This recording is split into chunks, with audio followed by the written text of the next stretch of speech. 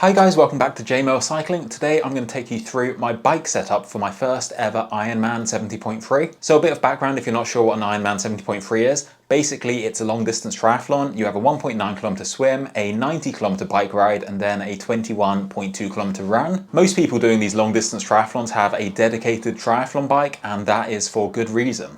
A triathlon bike has a lot of features that are designed to make, obviously, doing triathlons a lot easier. These include integrated hydration systems to make drinking easier. They're also a lot more aerodynamic, so you can go faster for less effort. However, the elephant in the room is that they are ridiculously expensive. For example, these are the cheapest bikes from Canyon, which is generally considered to be a good value brand. So you're almost looking at £4,000–5,000, which for most of us is a ridiculous amount of money to spend on a bike. And that is even more the case if you're not sure if you're going to stick with the sport. Spending that sort of money on a triathlon bike when you're just starting out is pretty ridiculous, I think. However, most of us do have a road bike, and in this video I'm going to show you a few ways you can take your road bike and make it much more like a triathlon bike. And all of these modifications come to around £100. So you could either spend £5,000 on a tri bike, or you can take your existing road bike, add some modifications and make it 90% off the way there. All right, let's jump straight in. So my road bike is a Trek Domane AL3. I got it about 2 years ago for less than £1,000. So it's pretty reasonable in the road bike world. Most of these modifications should work on any bike, but some of them do require mounting points, which may or may not be on your bike. So just bear that in mind. Right, let's jump straight in. So the first advantage that triathlon bikes have is their position. They have aero bars, which allow you to get really low and really aerodynamic. On a road bike, you're limited to riding in the tops or on the drops, basically whatever positions you can get on the standard bars. However, a simple solution here is a set of clip-on aero bars. I got mine for £40 from Decathlon, which is an absolute steal. These allow you to get into a similar low position on your road bike. All you have to do is clip them onto your regular handlebars. I've been using them now for about a month and they are really good for what they are. You can adjust the angle and the width, so for most of you should be able to find quite a comfortable position. I also put some SRAM shifter buttons on them, which allows me to change gear from the aero position. However, that is just a luxury and not 100% needed. It does of course take quite a while to get used to the position, and controlling the bike while you're in that tucked position is quite a challenge at first. So be sure to test out these aero bars on some nice quiet roads before you commit to doing anything long distance on them. However, once you've got used to it, it does become second nature and you'll soon feel really comfortable in them. If you're quite fussy with bike fit, I would recommend spending a bit more money on a more expensive set. These ones don't allow you to adjust the height, which might be quite important for some people, so maybe just spend about £100 on them. I'm sure you could get a much better set for not too much more. Anyway, for £40, you can't really go wrong with these aero bars.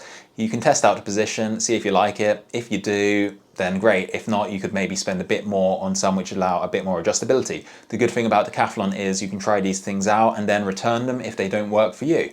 All right, let's move on. Next up we have hydration. For an Ironman 70.3, the bike portion is 90 kilometers long. For me, that distance will take about 3 hours. I'm a pretty big and sweaty guy, so I need more water than most people. For that reason, I'm running 4 bottles on my bike. 2 of them are in the standard position, one on the down tube and one on the seat tube.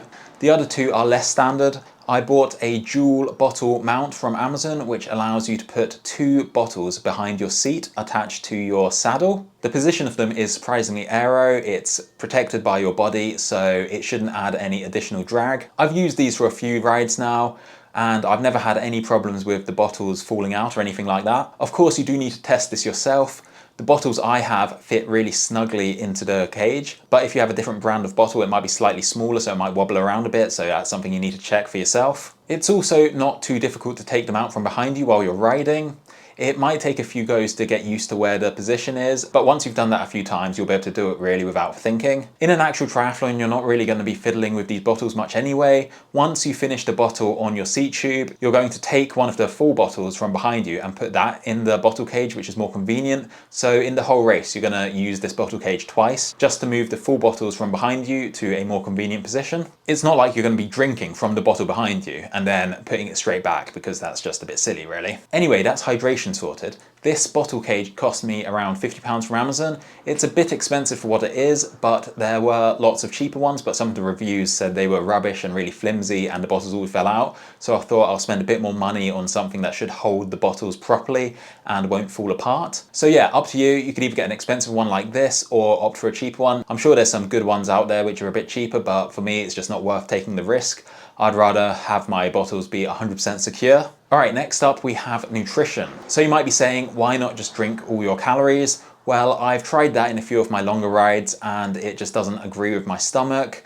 I end up feeling really bloated if I just drink all my calories, so I do like to have some gels and some solid food with me as well. Again, on a tri bike you have built-in compartments to store all your food, but on a road bike you have nothing like that. However, the solution is super simple. All you need to do is get yourself a top tube bag. These are really cheap. I found a solid one on Amazon for £27 and this looks really sleek. All you need to do is screw it onto your bike using the mounting bolts. If your bike doesn't have any mounting bolts there, then it's not a problem. You can just use the Velcro straps instead. For me, it's got enough storage for my 70.3. I can fit 6 gels in there quite easily. If you're doing a full Ironman, you might need a bit more storage than that, but to be honest, at that point, you're probably just going to be collecting nutrition on the course, so having huge storage isn't that important. You can also just store stuff in your jersey if you need to as well. Anyway, for £27, I think it's a pretty good deal. Definitely much cheaper than buying a triathlon bike, that's for sure. All right, last up, we have tool storage. Normally I'd keep my spares in a saddlebag, but because I have the bottle cage there, I no longer have space for a saddlebag. Again, if I had a triathlon bike, there would be some nifty integrated storage solution, but none of that on my humble road bike. So the solution, again, is pretty simple. All I've done here is attached a bottle cage to the mounts on the bottom of the seat tube.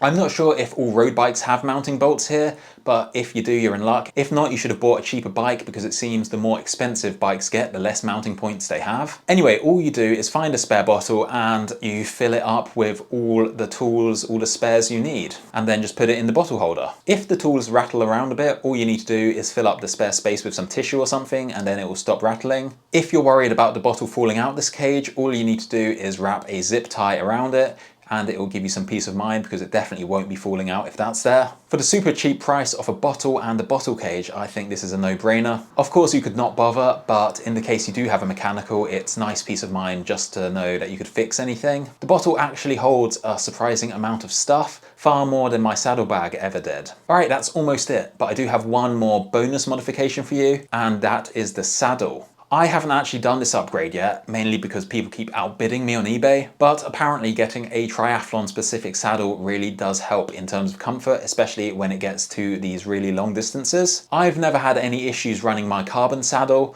but the triathlons I've done so far have only had a 40-kilometer bike leg, so not too long. Maybe after my 70.3 I'll have different feelings in terms of saddles. Anyway, saddles are a very personal thing, so it's worth trying a few out to see what you find comfortable. So those are my 4 tips on how to make a road bike much more viable for long distance triathlon. Hopefully you're watching this and thinking I don't need to spend £5,000 on a triathlon bike. If you found this video useful, be sure to hit the like button and subscribe. And if you want to see how my half Ironman goes, be sure to watch my upcoming videos. All right, I'll see you in the next one. Peace out.